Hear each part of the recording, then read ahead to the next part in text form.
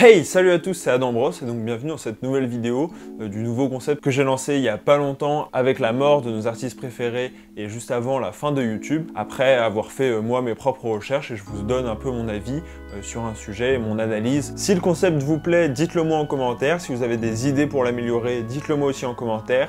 N'hésitez pas à mettre un pouce bleu pour soutenir la vidéo et à vous abonner à la chaîne comme d'habitude. Donc aujourd'hui j'avais envie de parler des dessins animés. C'est un sujet que j'ai déjà abordé sur ma chaîne à travers les différents Disney dont j'ai fait des analyses, mais pas que. J'ai parlé d'Inspecteur Gadget, j'ai parlé de Bob l'éponge, j'ai même parlé des Totally Spies il y a pas longtemps, on va y revenir. Et à partir de là, je me suis questionné sur quelle était l'influence de ces dessins animés, quels pouvaient être les bons et les mauvais effets de ces dessins animés, notamment sur les enfants, parce qu'on entend souvent que c'est pas une bonne chose les dessins animés pour les enfants. Et j'ai donc essayé de comprendre pourquoi, comment, d'où ça venait, et je vais essayer de vous l'expliquer. Tout d'abord, d'un point de vue sociologique, les dessins animés ont une fonction très importante, puisqu'ils participent à la socialisation primaire de l'enfant. Alors pour savoir, chaque individu a une socialisation primaire, où en gros, on lui inculque les valeurs et les normes de la société. En gros, c'est les règles qui régissent notre société, et donc on les apprend à chaque individu, à chaque enfant lorsqu'il est jeune. Souvent, ce qu'ils font, c'est les parents, mais aussi l'école. Sauf que maintenant, depuis une centaine d'années, il y a un troisième acteur qui s'est ajouté à cette socialisation primaire, ce sont les médias. Et quels sont les médias que consomment le plus les enfants? Ce sont les dessins animés. Et quand je parlais il y a environ 6 mois du dessin animé Totally Spies qui était accusé d'être sexiste, ça peut paraître mineur, mais en réalité c'est extrêmement important.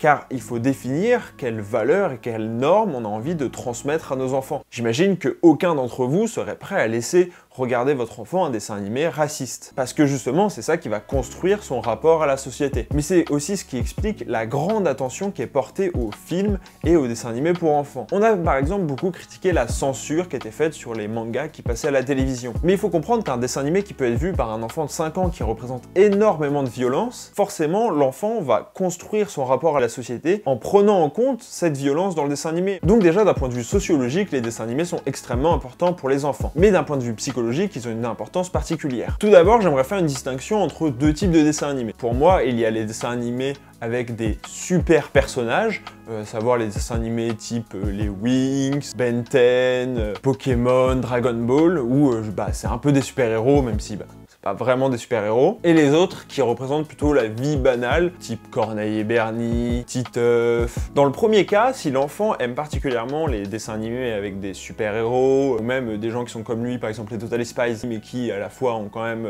des facultés particulièrement hautes. Parce que l'enfant, quand il est plus jeune, il a une phase qui est appelée la phase de toute puissance, où l'enfant se sent tout puissant, car il a à peu près tout ce qu'il veut, qu'il demande, parce que ses parents lui donnent, quand il a faim, il dit juste qu'il a faim, on lui donne à manger, etc.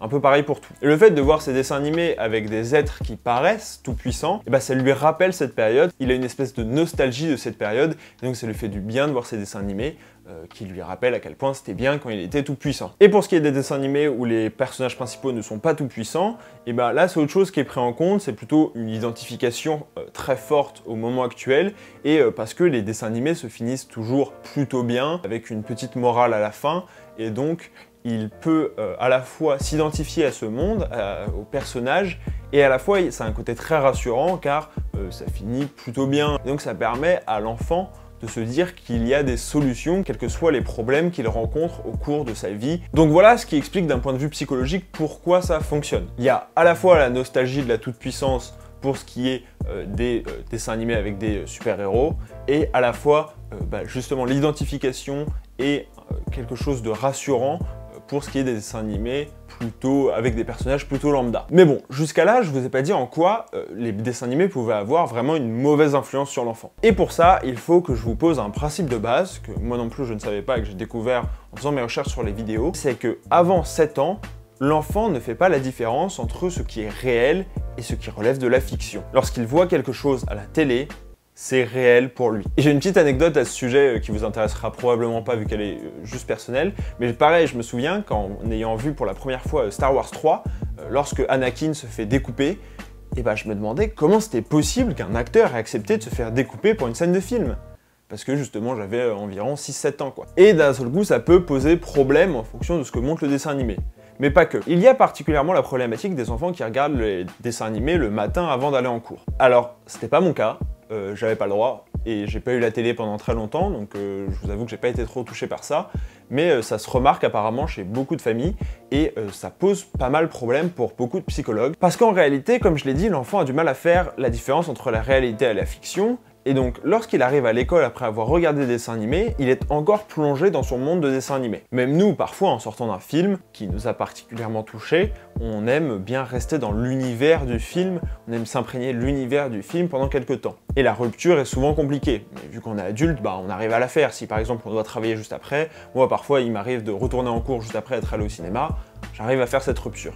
Pour l'enfant, c'est beaucoup plus compliqué, surtout qu'il mélange le réel et la fiction. Donc en arrivant dans la cour de récréation avant le début des cours, il va continuer à être dans cette fiction, il va continuer à jouer. S'il a vu un dessin animé Totally Spies, il va peut-être jouer au Totally Spies dans la cour de récréation. Et là vient le début des cours. Sauf que, puisque l'enfant n'est pas un adulte et n'a pas de recul sur lui-même, il se peut que la rupture entre le monde imaginaire qu'il se crée des dessins animés et les cours n'aient pas lieu. Et donc il va rester dans le monde imaginaire des dessins animés qu'il a vu le matin, même pendant les cours. Ce qui diminuera drastiquement sa concentration en cours. Et ce qui peut poser problème par la suite, là j'ai pas besoin de vous faire un dessin je pense. De plus, depuis l'avènement des films et des sagas comme Star Wars, on a l'avènement des produits dérivés. Et vous allez me dire, quel est le rapport? Ces produits dérivés participent à maintenir l'enfant dans l'univers qu'il aime et l'univers des films et des dessins animés en l'occurrence qu'il aime. Et c'est quelque chose de génial en vrai, parce que l'enfant peut jouer dans cet univers et développer sa créativité. Ça va être encore plus dur pour lui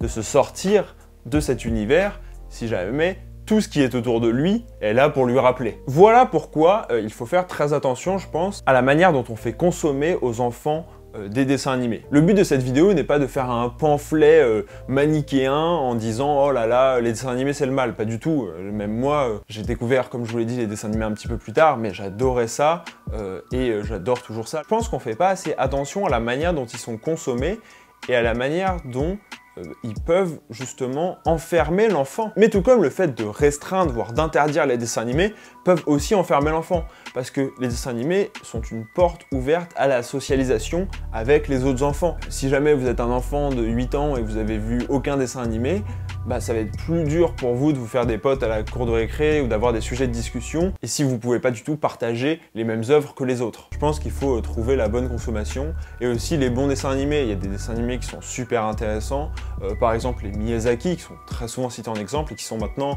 en plus sur Netflix, donc globalement il y a du bon, évidemment. Mais surtout, je serais curieux de savoir quel était votre dessin animé préféré quand vous étiez enfant. Moi j'avoue, j'ai du mal à choisir. J'adorais Batman. Mais vous, dites-moi, je sais qu'il y en a plein qui ont été cités différents, de Bob l'éponge à Corneille et Bernie, j'en ai mis quelques-uns en miniature, j'avais demandé sur Twitter et c'est intéressant de voir que des gens m'ont cité une bonne trentaine de dessins animés. Bref, en tout cas, j'espère que cette petite vidéo vous a plu, que vous avez appris des choses. Moi, en tout cas, j'ai appris plein de choses en la faisant, donc j'espère que vous aussi. Dites-moi ce que vous en avez pensé en commentaire, et on se retrouve dimanche prochain 15 h pour parler d'une comédie romantique. Si vous connaissez, vous savez très bien de quoi je vais parler. Donc voilà, à dimanche prochain 15 h. Ciao!